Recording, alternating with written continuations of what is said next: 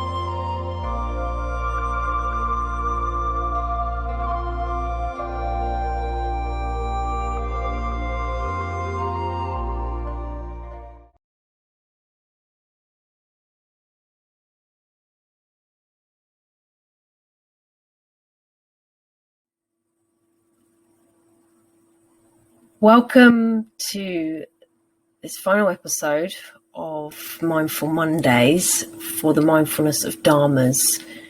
We are going to cover the exploring the eightfold path.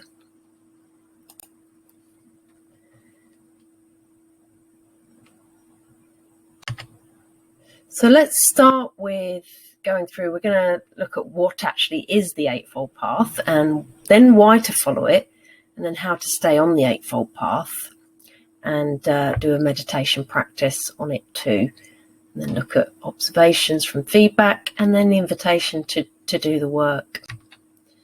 So what is the eightfold path? So this was the final part of the teaching from the Buddha in terms of the Four Noble Truths. So after he said there is a way out of suffering, he said, I'm going to give you the way out of suffering, and here's the eightfold path. And that's essentially what this teaching is about. So it's a path to avoid suffering, reduce the suffering, and attain enlightenment. So this is what he said: just as the dawn is the forerunner of the arising of the sun, so true friendship is the forerunner of the arising of the noble eightfold path.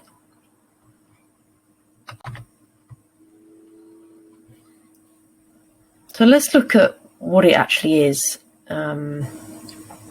So it is a way, it's a path to awakening or enlightenment, whatever you want to call it, and liberation. Buddha was often described as a healer or physician because he was the doctor. He provided the medicine, and the eightfold path, I guess, is the prescription of what you need to take. So this is the prescription for relief of suffering. Let's look at what it involves. So there's 8 elements to it. The first one's right view, and then there's right intention, there's right speech, there's right action, right livelihood, right effort, right mindfulness, and right concentration.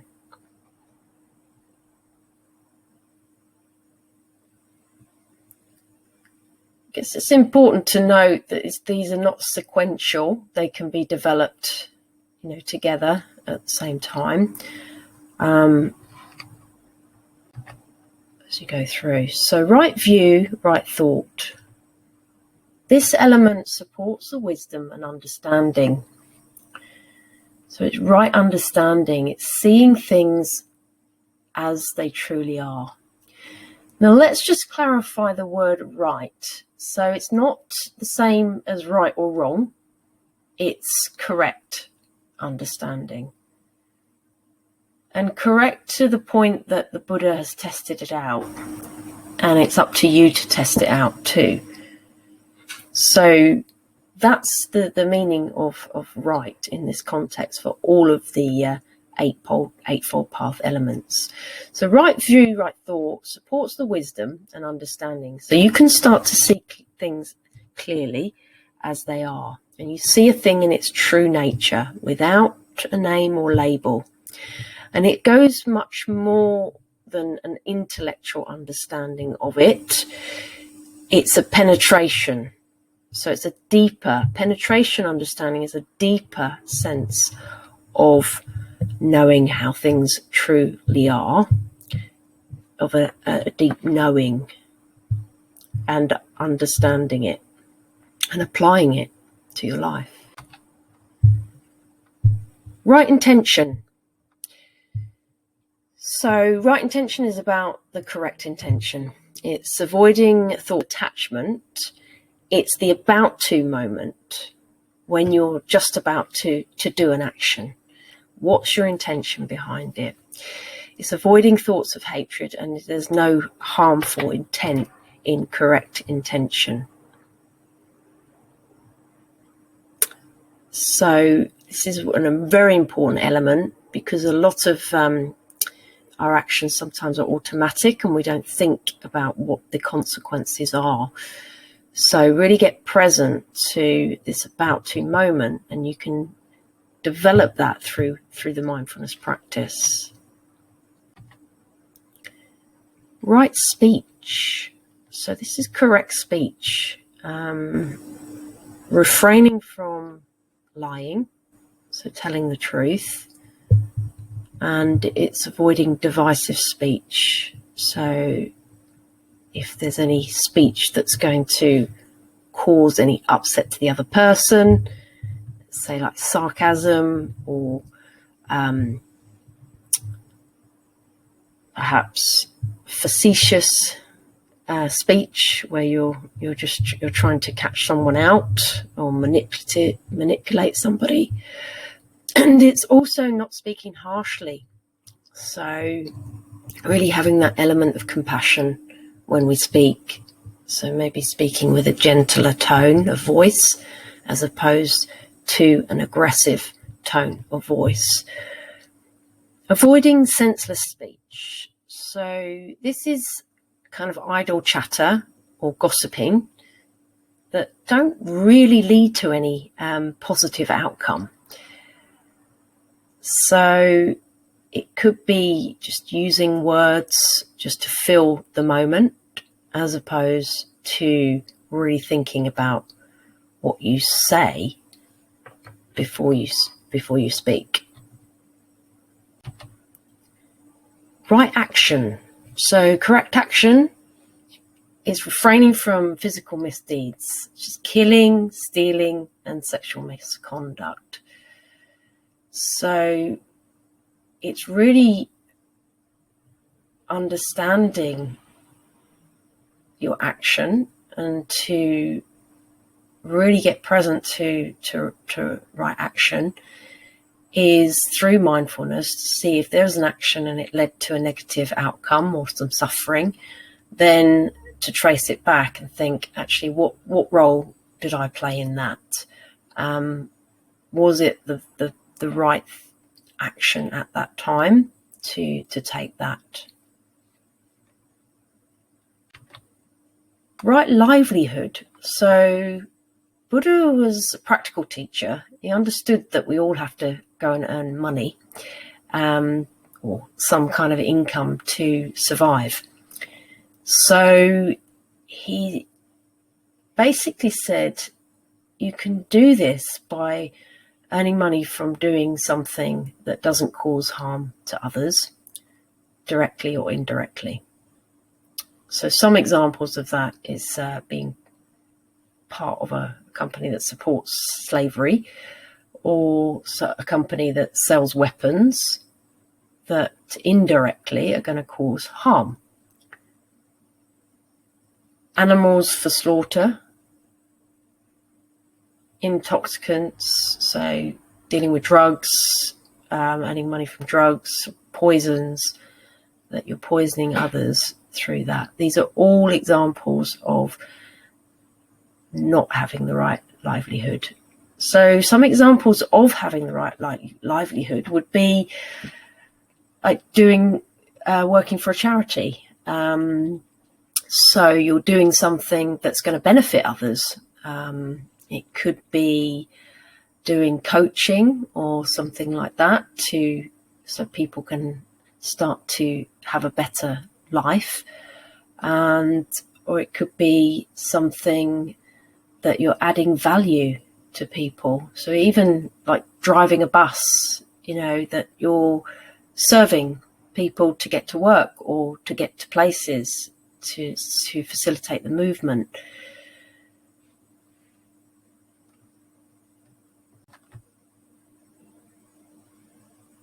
The next one's right effort. So right effort, or correct effort, is not pushing too hard, but not being too lazy either. So Buddha gave the simile of a musical instrument, a guitar, that on a string, if it's too tight, the music won't play. But if it's too loose, it won't play either. So you've got to get that middle way and that right effort to the practice, or the attitude to following the path. So it's abandoning negative states of mind that have already arisen and preventing negative ones that have yet to arise. And it all can be done through mindfulness, and then sustaining the positive states that have already arisen. Right mindfulness. So this has really been what the whole course has been about in terms of right mindfulness. The correct mindfulness is being aware of the body and going through all the functions of the body, understanding the body parts, understanding that you're not the body, and that it provides a function. Then it's awareness of feelings, so identifying feelings, what feelings are, the likes, the dislikes, the neutral feeling that lead to emotions, and what emotions are, to get present to that. And then awareness of thoughts, so how thoughts arise and how you are not your thoughts and thoughts are not facts, and testing those out. And then there's the awareness of phenomena. So this is what we've started to explore within the Dharmas, is the phenomena that things come and go. There's impermanence. Things arise and things fall away. Also the phenomena of death as a concept, that we're born alone and we die alone. And then looking at the way that the human being is made up through the 5 aggregates, and also understanding in more depth the ultimate truth and emptiness.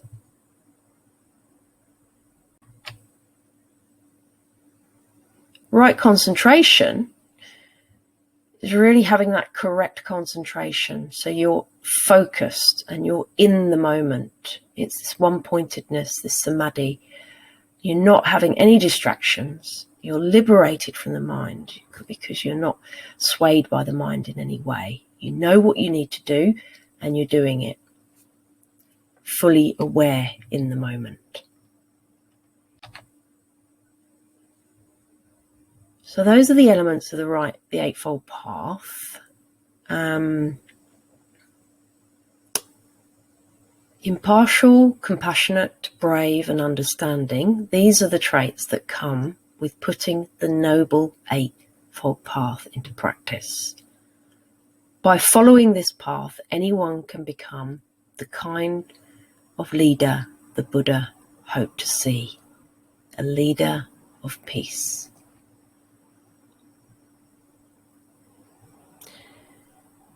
So Buddha was a human being.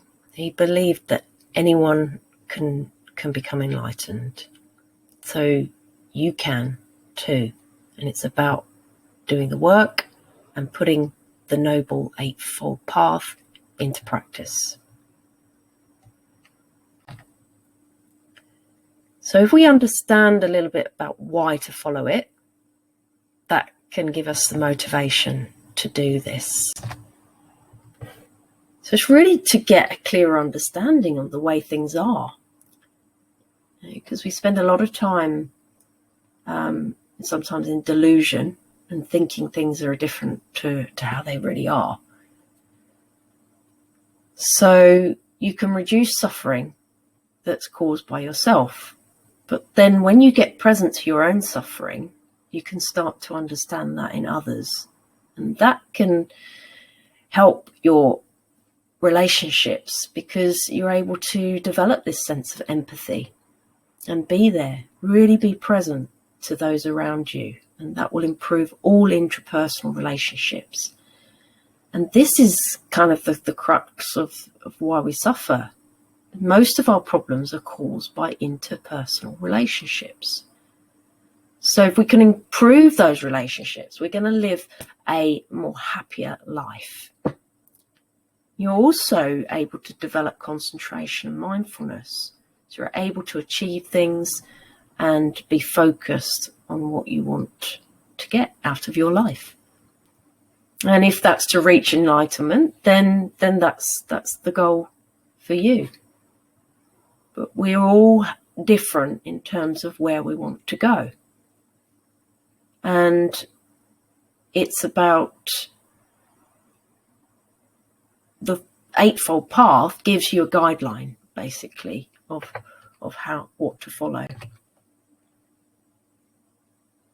So 8 mindful steps to happiness is the perfect companion to mindfulness in plain English, written with the thoroughness and masterful simplicity so characteristic of his teaching, presents essential guidelines for turning the Buddha's teaching on the eightfold path into living wisdom. So that's a book that you're able to look at.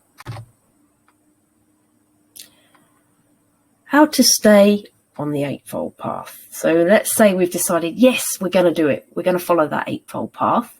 That's what we're going to do. Now let's look at how to stay on it. Was really getting present to what's coming up. So if there's any of those 5 hindrances that are coming up, veering you off the path, or it could be ego or something else, look at review the presentation on the obstacles on the path. And if those obstacles are coming up, then it's about reminding yourself as to why you're doing it, to bring that intention to mind. Why are you practicing mindfulness? And then refrain from addictions and anything that steers you away from that intention. Meditate, meditate, and meditate. I can't stress this enough. You have to do the work.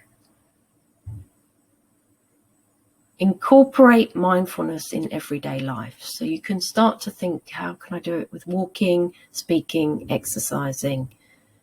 And this will alleviate those fears of not having enough time to meditate. We all have time to meditate. It's about how we incorporate it into our life and develop these habits going forward. And it takes 21 days, 40 days to build a habit. And perhaps you can also get a buddy, a mindfulness buddy, so you can help each other stay on the path. This has been proven that 200%, the research shows that you're 200% more likely to achieve your goals with a buddy. So get a mindfulness buddy.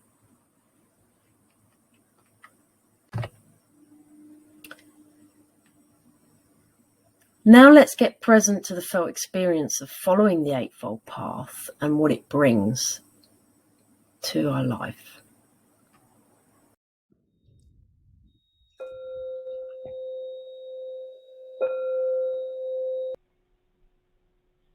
So getting into a comfortable position for this meditation, either sitting on the floor or on the chair with your legs uncrossed, keeping the back nice and upright,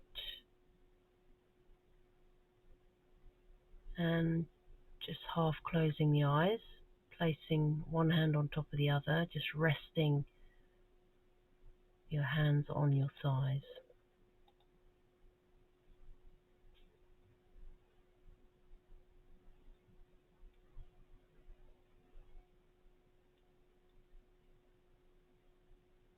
Taking a nice deep breath in,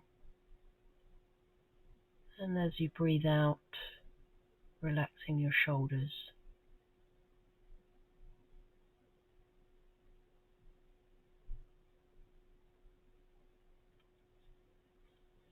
On the next inhale, scanning the body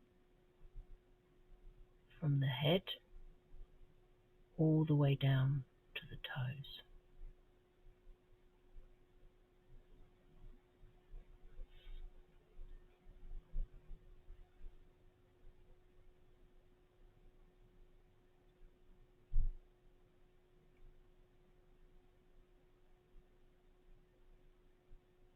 Now checking in with the mind, and just note what's there. Putting any worries or concerns aside, like taking your shoes off before entering a building, just putting them aside while we set our intention for this meditation practice.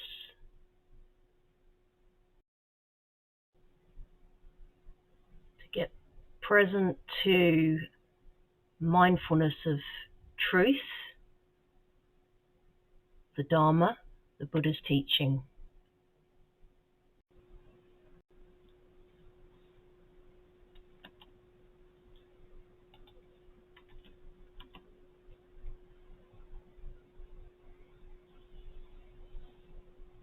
So getting present to the eightfold path,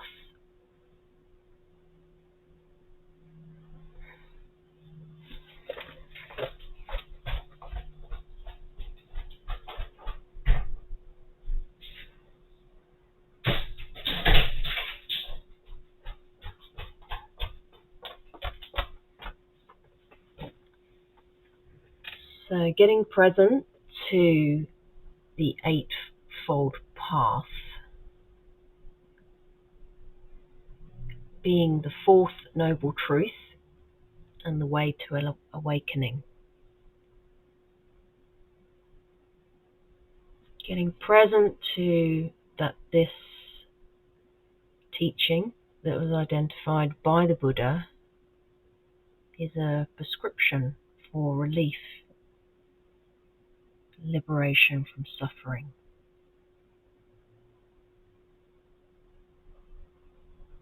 So first of all, bringing right view, right thought, right understanding to mind. Seeing things as they are.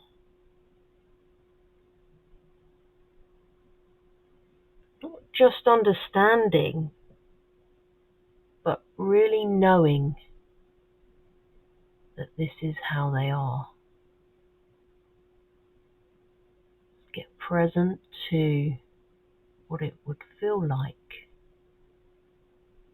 No more worry, no more inauthentic fears. No more suffering, just acceptance on how things are. Now bringing right intention to mind. And imagining that all the actions that you take have the correct intention behind them. There's no thoughts of attachment, there's no thoughts of hatred. And perhaps if you're in the act of giving, then you're not expecting anything in return, and that there's no harmful intent.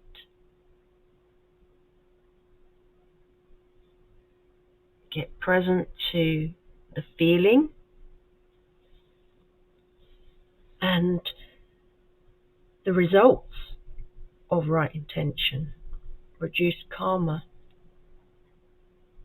increased happiness. Now getting present to right speech.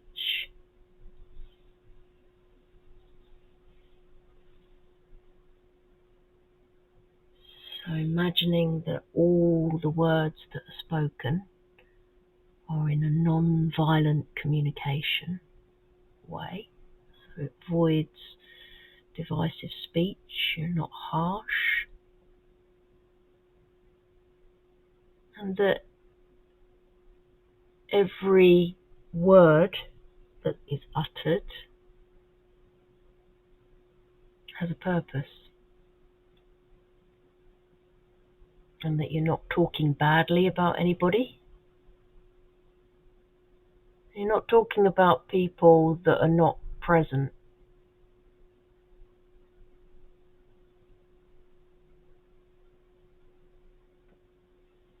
Just getting present to that right speech and what the results of it would be. Maybe there'll be less upsets, less dramas in life.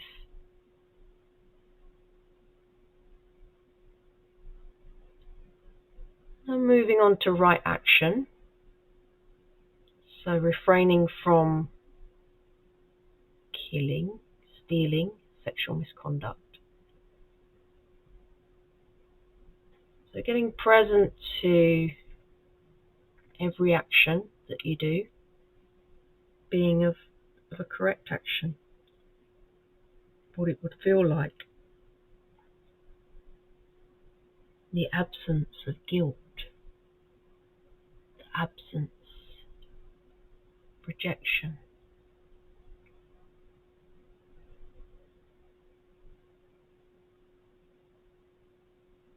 Now getting present to right livelihood, and just bring your current activities for earning money to mind.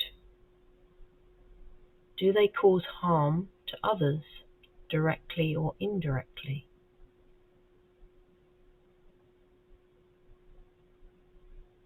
Are you enjoying what you do?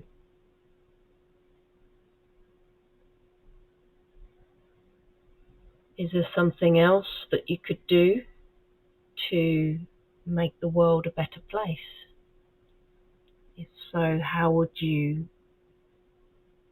put the actions in place to achieve that? Imagining right livelihood is contentment of accomplishment and feeling of knowing you're doing good in the world.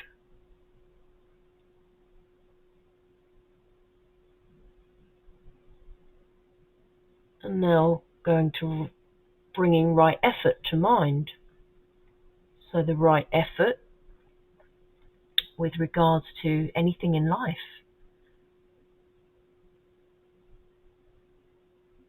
Could be your relationships, could be work, could be your meditation practice. So you're not pushing too hard, but you're not stepping back and not actively involved. So imagine abandoning all negative states of mind that have arisen, and then preventing negative states of mind that have yet to arise.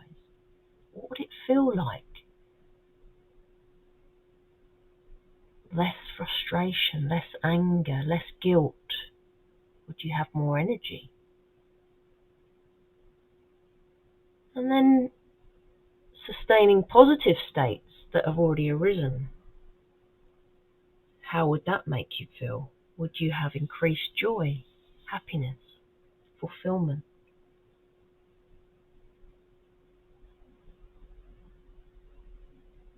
And now moving on to right mindfulness. So having the correct mindfulness, imagine you're aware of your body in every moment. Imagine you are aware of your feelings in every moment, connected to what is going on. Imagining you're aware of all your thoughts and you have the ability not to act on all of them. And then imagine you're aware of phenomena, of the birth and death around us, the impermanence, the coming and going. Just get present to what that would feel like.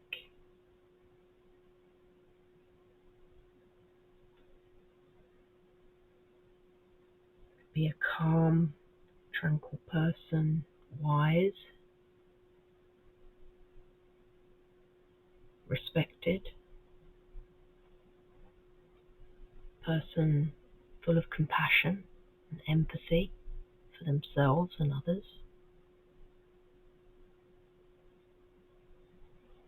And finally get present to right concentration. So being focused in the moment, whatever it is you're doing, whether it's meditation, whether it's a work project or playing a sport, you're there in the moment, experiencing this one-pointedness, samadhi, not being distracted by anything,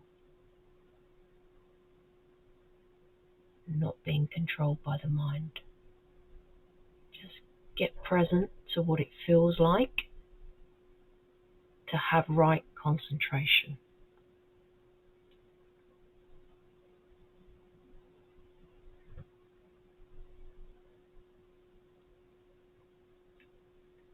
And then finally get present to the absence of those 8 elements in your life. So lack of understanding, wrong view, wrong thought, what it leads to, wrong intention, harsh speech, wrong actions,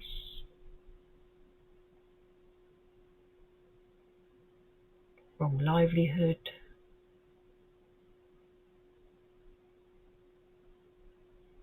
and not being mindful and not applying the right effort. When you push too hard, what's the result of it? That your energy is depleted, your immune system suffers, and your health suffers.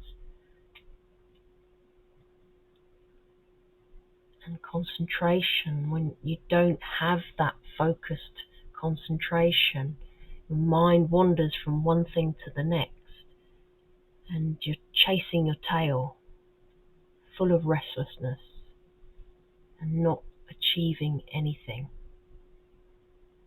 Get present to the absence of following the eightfold path and what consequences it leads to give you the motivation to follow the eightfold path.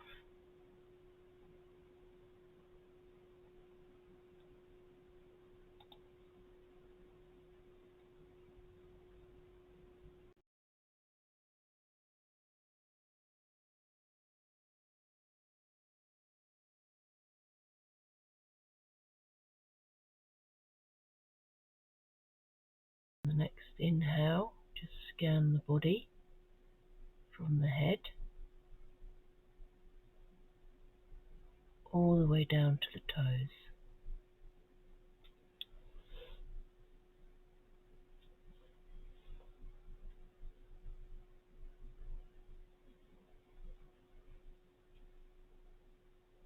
Now just check in with the mind and just note what's there. What mind state are you in? Is it different to when you started?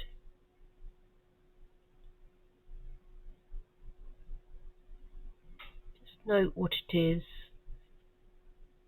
and then get present to the felt experience, that mind state.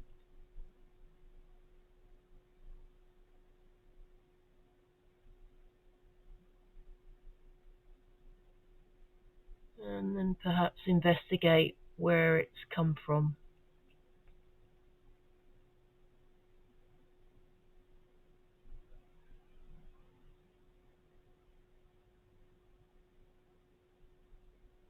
And then just letting go.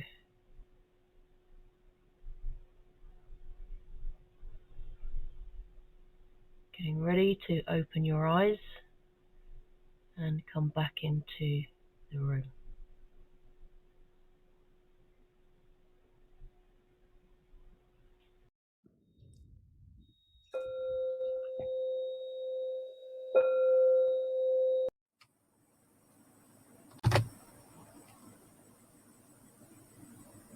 Here's the framework for the journey.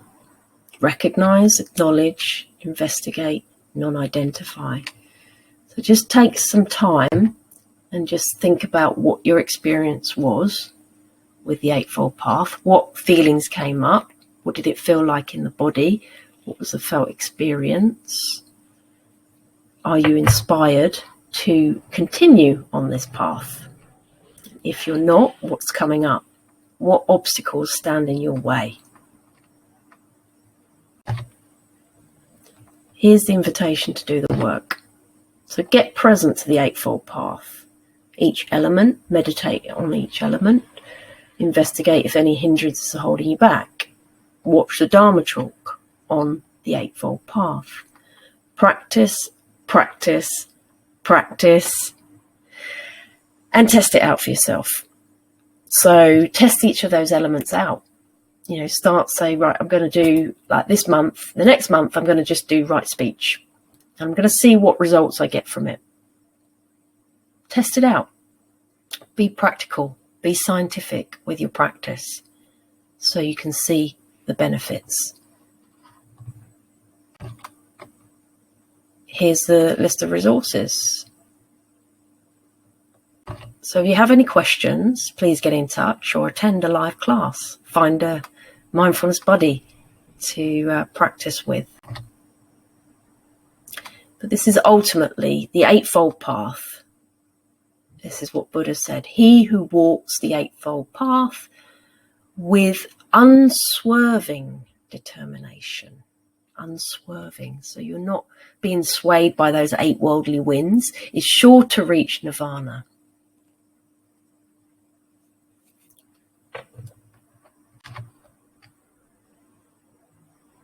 So please join the community on Facebook, and wishing you a wonderful journey on the Eightfold Path.